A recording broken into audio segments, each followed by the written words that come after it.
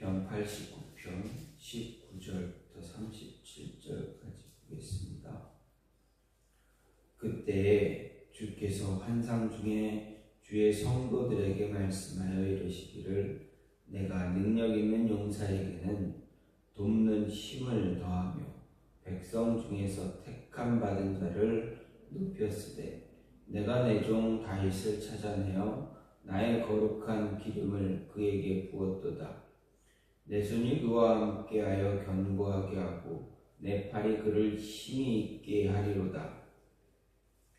원수가 그에게서 강탈하지 못하며 악한 자가 그를 공고하게 하지 못하리로다.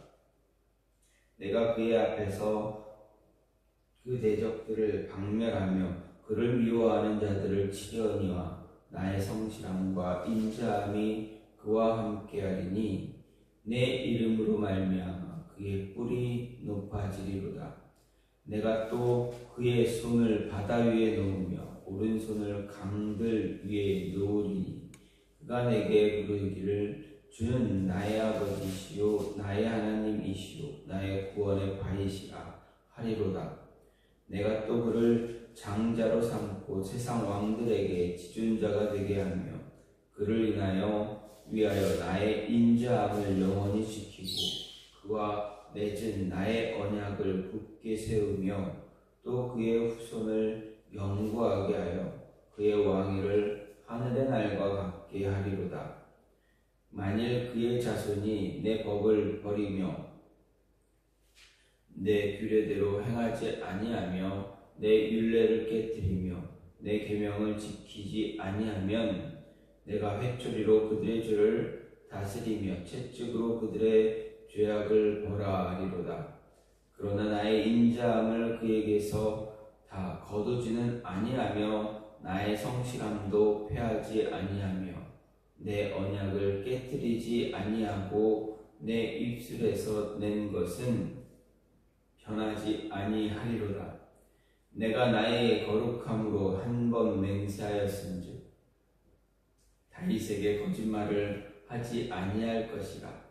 그의 후손이 장구하고 그의 왕위는 해같이 내 앞에 항상 있으며 또 궁창에 확실한 증인이 달같이 영원히 견고하게 되리라 하셨도다. 아멘. 오늘 말씀 시편 89편 19절부터 37절 보았습니다. 처음부터 1절부터 52절 말씀이지만 너무 긴 것 같아서 중간만 잠시 보았습니다. 어쨌든 오늘 89편, 시편 89편 이 말씀은 다윗의 언약대로 주께서 이스라엘의 영원한 보호자와 통치자가 되어 주기를 노래한 시입니다. 표제에 의하면 이 89편은 저자는 에단이라 기록하고 있습니다. 여기서 에단은 88편의 저자인 헤만의 형제로 생각되어지고 다윗과 솔로몬 시대 헤만, 아삽과 더불어 3대 악사로 활동했던 여두둔과 동일 인물로 보여집니다.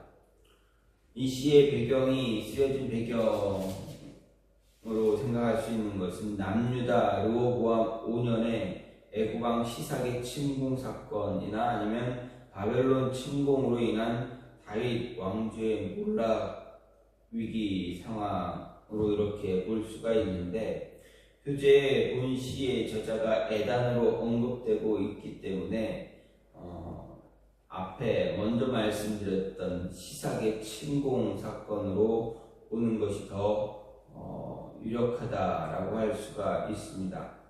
하지만 시삭의 남유다 침공 사건 당시 에단의 나이가 약 90세 정도는 되었을 것이다 라는 점에서 보게 된다면 꼭 에단이 쓴 시다라기보다는 그의 근거에서 본시의 역사적 배경을 시삭의 침공 사건으로 단정해 말하는 것도 조금 어렵다라고 볼 수가 있습니다.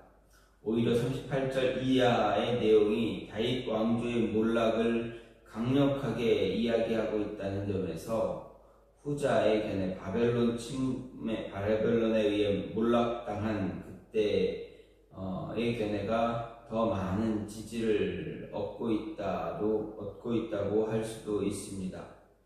어쨌든 이렇게 본다면 이 시의 저자로 나오는 에단은 다윗과 솔로몬 시대의 악사 여두둔 곧 에단이기보다는 그의 후손이 될 것이다 라고 보게 됩니다. 어쨌든 어느 견해를 취하든 이 89편은 다윗 언약이 파기된 듯한 그런 상황, 곧 다윗 왕국이 심각한 위기에 처하게 된 상황에서 시인이 하나님께 다윗 언약을 기억하며 다윗 왕국을 보호해달라는 것을 호소하고 있는 것은 분명하다 할 수가 있습니다. 따라서 이 10편 89편 이 말씀은 비록 10편 분류상 신정시라고 분류하기도 하지만 내용을 보게 되면 민족의 애가로 보게 된 그런 탄식이 있는 그런 비탄시에 가깝다 말할 수가 있습니다. 어쨌든 이런 말씀 오늘 89편 말씀을 이 내용을 좀 간략하게 이렇게 이야기해 본다면 먼저 1절부터 4절은 인자하고 성실한 하나님을 찬양하고 다윗 왕국의 존립 기반이라 할 수 있는 다윗의 언약을 수여해 주신 사실에 대해 감사하고 있습니다. 그리고 5절부터 18절은 온 세상의 지존자, 창조자인 하나님의 영광, 하나님의 권위, 하나님의 능력, 하나님의 진실함을 찬양하면서 하나님의 은총을 입은 자들이 누리는 복에 대해 이야기합니다. 그리고 19절부터 37절 말씀은 하나님께서 다윗에게 수여한 그 언약에 대해서 회상하는 내용이고 38절부터 45절은 다윗 왕조가 현재 직면하고 있는 위기 상황을 이야기하며 탄식하는 내용이고 그리고 46절부터 51절은 다윗 언약을 수여하신 하나님을 향해 속히 이 왕조를 구원해달라, 위기에서 구원해달라 간구하는 내용이며 마지막 52절 말씀은 시편의 다른 책의 종결부와 유사한데 이는 시편 3권 전체를 마무리하는 그러한 성경이다 라고 할 수가 있습니다. 어쨌든 이런 모습, 이런 내용을 보면서 오늘 말씀을 통해서 생각하게 되는 것은 하나님의 징계는 언약을 위한 하나의 방편이다라는 것입니다.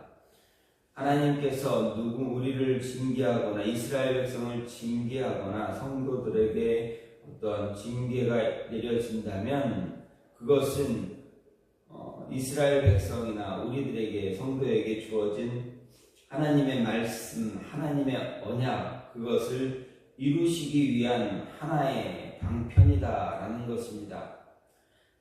특히 30절부터 32절 이 구절을 보게 되면 하나님은 다윗의 위를 영원히 보장해 주겠다라는 약속에도 불구하고 다윗의 후손이 율법을 지키지 않을 경우 지팡이와 채찍으로 저희를 징책하겠다 경고하고 있습니다. 만일 그 자손이 내 법을 버리며 내 규례대로 행하지 아니하며 내 율례를 파하며 내 계명을 지키지 아니하면 내가 지팡이로 저희 범과를 다스리며 채찍으로 저희 죄악을 징책하리로다 하고 하는 이것은 사무엘하 17장 14절 하반절보다 더 구체적으로 설명한 것이다 할 수가 있습니다. 하나님은 이러한 경고에 따라서 다윗의 자손이 범죄할 때면 사람 막대기와 인생 채찍으로 그들을 징계하셨다라는 것입니다. 여기서 사람 막대기와 인생 채찍이라는 것은 주로 다윗 왕국을 침공했던 이방 나라들의 왕을 이야기합니다. 그 대표적인 신뢰가 오늘 이 시의 역사적 배경으로 추정되는 르호보암 때 애국왕 시삭, 이 시삭이 남유다에 침공한 그 사건과 바벨론 왕 느부갓네살에 의해서 남유다의 멸망이 되어지는 것을 말할 수가 있습니다. 특히 느부갓네살에 의해서 의한 남유다의 멸망은 이 다윗 언약이 완전히 파기되어진 것처럼 보일 정도로 이스라엘 백성들에게는 정말 충격적인 사건이다 할 수가 있습니다. 물론 남유다의 멸망은 다윗 언약이 완전히 파괴된 것을 말하지는 않습니다. 왜 그렇습니까? 남유다의 멸망으로 비록 다윗 왕국은 망했지만 다윗의 위, 즉 다윗의 왕위가 완전히 끊어진 것이 아니었기 때문에 그렇습니다. 즉 하나님은 다윗의 자손 가운데 하나님께서 예언하셨던 예수 그리스도가 태어나게 하심으로 인해서 다윗 언약이 성취되고 있다라는 것, 성취하셨다라는 것을 보여주고 계십니다. 그러면 왜 하나님은 이렇게 자신이 택한 다윗의 후손들에게 이렇게 그의 왕위를 일시적으로 단절시켰는가? 왜 단절시키는 것과 같은 그러한 중한 징계를 내리고 있는가 하는 것입니다. 이것은 궁극적으로 하나님께서 다윗과 그의 후손들에게 주신 언약, 곧 다윗 언약을 완성하기 위한, 성취하기 위한 것이었다라는 것입니다. 하나님의 성품 가운데 대표적인 성품 이야기한다면 인자하심입니다. 인자하심은 자기 백성에 대한 하나님의 그런 언약적인 사랑을 말합니다. 즉 언약의 근거에서 자기 백성을 끝까지 사랑하는 것을 말합니다. 이것은 하나님께서 끝까지 언약을 지키신다라는 것을 전제로 하고 있습니다. 그런데 하나님이 언약을 지키시려면 그 언약의 대상 인간이 바른 길로 가야만 합니다. 만일 인간이 그릇된 길로 간다면 하나님이 아무리 언약의 신실한 분이라 할지라도 자신의 언약을 지킬 수가 없게 됩니다. 바로 그런 이유로 인해서 하나님은 언약의 대상인 인간이 그릇된 잘못된 길로 가게 되면 징계하여서 바른 길로 갈 수 있도록 하게 하시는 것입니다. 이와 같이 하나님의 징계는 하나님이 자신의 언약을 이루기 위해 사용하는 한 방편이 되어집니다. 하나님은 자신의 언약을 반드시 이루기 위해 때로 자신의 언약이 파괴된 것처럼 보일 정도의 그런 심각한 징계를 가하기도 하신다라는 것입니다.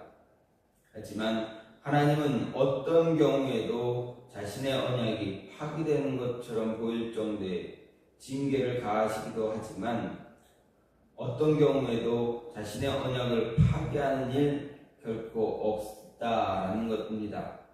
하나님은 다윗 언약을 주시면서 이에 대해 분명하게 말씀하셨습니다. 특히 35절에서 하나님은 내가 나의 거룩함으로 한 번 맹세하였은즉 다윗에게 거짓말을 하지 아니할 것이다 라고 분명하게 말씀하셨습니다.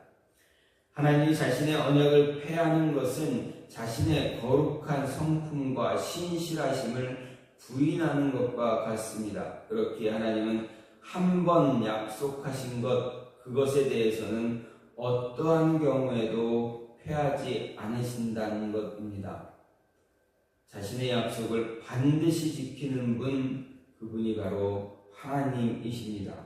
바벨론에 의해 망한 남유다의 회복, 예수 그리스도를 통한 다윗 왕권의 회복, 이것은 하나님이 자신의 언약을 결코 파기하지 않고 반드시 이루는 분이다라는 사실에 대한 증거가 될 수가 있습니다. 하나님은 오늘 우리에게도 그 예수 그리스도를 통해서 다윗 언약의 이상으로 귀한 천국 하나님의 말씀을 주셨습니다. 그 언약을 주셨습니다. 하나님은 이 언약도 반드시 이루실 것입니다. 신실한 하나님은 자신의 언약을 결코 파기할 수 있는 분이 아니다라는 것 우리는 기억해야 합니다. 문제는 하나님의 언약의 대상인 사람, 바로 저와 여러분들입니다. 우리는 하나님의 언약의 대상으로 마땅히 하나님의 언약을 지켜야 함에도 불구하고 하나님의 언약에서 먼 그러한 삶을 살아갈 때가 참 많습니다. 그렇게 살아가기 바쁩니다. 따라서 하나님께서 자신의 언약을 이루기 위해서 어떻게 하겠는가? 바로 하나님은 우리가 하나님의 언약에 합당한 사람 될 수 있도록 우리를 그렇게 만들어 가십니다. 우리를 그렇게 만들어 가기 위해서는 무엇이 필요합니까?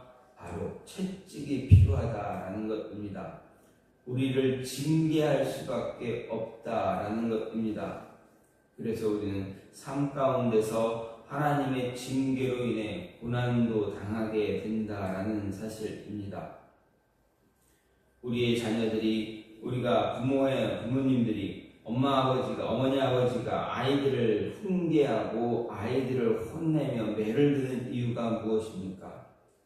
바른 길로 바르게 살아가게 하기 위해서입니다. 그 누구도 자녀가 잘못된 길, 나쁜 길, 죄를 짓는 길, 그렇게 살아가며 그렇게 인생을 망가뜨리는 것 원하는 부모 단 한 사람도 없습니다. 그렇다면 우리 부모님의, 어머니 아버지의 사랑보다 더 큰 사랑을 주시는 하나님은 당연히 자신의 자손들, 자신의 자녀들이 잘못된 길 가기를 원하지 않습니다. 하나님께서 하신 약속, 그 약속에 합당한 자가 되게 하기 위해서 징계도 주시고 채찍도 주신다라는 것입니다. 사실 우리 가운데서 하나님의 징계를 당하지 않은 사람 없습니다. 하나님의 징계를 당하지 않는 사람이라면 그것은 그가 완전한 사람이다라는 의미가 되는데, 인생 가운데 완전한 사람 단 한 사람도 없습니다. 인생은 다 죄를 범할 수밖에 없습니다. 결국 하나님의 징계를 받을 수밖에 없다라는 것, 그래서 없다라는 이야기입니다. 만일 누가 성도라 하면서 징계받지 않았다면 진정한 의미에서 성도가 될 수 없기 때문입니다. 하나님께 버림받은 자라 할 수가 있습니다. 하나님께 버림받은 자는 당장의 징계를 받지는 않지만 대신 더 큰 징계, 영원한 멸망의 심판에 이르게 된다라는 것입니다. 따라서 우리는 하나님의 징계가 올 때 자신이 하나님의 언약의 대상이고 하나님의 자녀가 되었다라는 것을 알고 기뻐해야 한다라는 것입니다. 징계가 있다면 하나님이 나로 하여금 하나님의 자녀 되게 하기 위해서, 하나님의 그 거룩함에 맞는 자 되게 하기 위해서 나의 길, 내가 잘못 가는 길을 하나님이 바르게 잡으시려고 하는구나 라는 것 깨닫고 더 오히려 기뻐하고 그 징계를 잘 받음으로 인해서 하나님께서 그 징계를 주신 목적 잊지 않고 하나님 앞에서 바르게 설 수 있는, 우리의 죄의 길을 속죄할 수 있는 그 길임을 잊지 말아야 합니다. 잠언의 지혜자는 내 아들아 여호와의 징계를 경히 여기지 말라, 그 꾸지람을 싫어하지 말라라고 잠언 3장 11절에서 이야기하고 있습니다. 또 히브리서 기자는 주께서 그 사랑하시는 자를 징계하시고 그의 받으시는 아들마다 채찍하심이니라 하였으니 너희가 참음은 징계를 받기 위함이라. 하나님의 아들과 같이 너희를 대우하시나니 어찌 아비가 징계하지 않는 아들이 있으리요. 징계는 다 받는 것이거늘 너희에게 없으면 사생자여 참 아들이 아니니라. 또 우리 육체의 아버지가 우리를 징계하여도 공경하였거든 하물며 모든 영의 아버지께 더욱 복종하여 살려 하지 않겠느냐. 저희는 잠시 자기 뜻대로 우리를 징계하였거니와 오직 하나님은 우리의 유익을 위하여 그의 거룩하심에 참여하게 하시느니라 라고 히브리서 12장 6절부터 10절을 통해서 이야기했습니다. 우리는 이 하나님의 징계의 뜻을 기억하고 징계로 인해 실족하는 어리석은 자 되지 말고 그 주어진 징계를 이겨냄으로 인해서 바른 길을 가고 하나님의 뜻 이루어 갈 수 있는 그러한 하나님의 사람들 되어져야 한다라는 것입니다. 우리에게 시련이 있고 고통이 있다라는 그것은 우리가 하나님의 자녀다. 하나님의 사랑을 받고 있다. 하나님의 주신 말씀, 그 언약을 이루시기 위해서 지금 잠시 주어지는 그 고통, 고난, 이겨내야 한다라는 것을 가르쳐 주고 있다라는 것입니다. 이러한 모습을 우리는 연단이다라고 이야기하기도 합니다. 연단은 하나님의 아들임을 기억하게 하는 것입니다. 연단은 하나님의 언약을 이루기 위한 것입니다. 연단은 하나님의 은혜를, 축복을 누리기 위한 준비 작업임을 기억해야 한다라는 것입니다. 따라서 우리에게 주어지는 연단, 하나님은 우리를 더 크게 사용하기 위해서임을 기억하고 그 연단에 통과할 수 있는, 승리할 수 있는 저와 여러분이 되기를 간절히 소망합니다. 이 시간 같이 기도하기 원합니다. 하나님, 우리에게 주어지는 징계, 하나님의 채찍, 연단,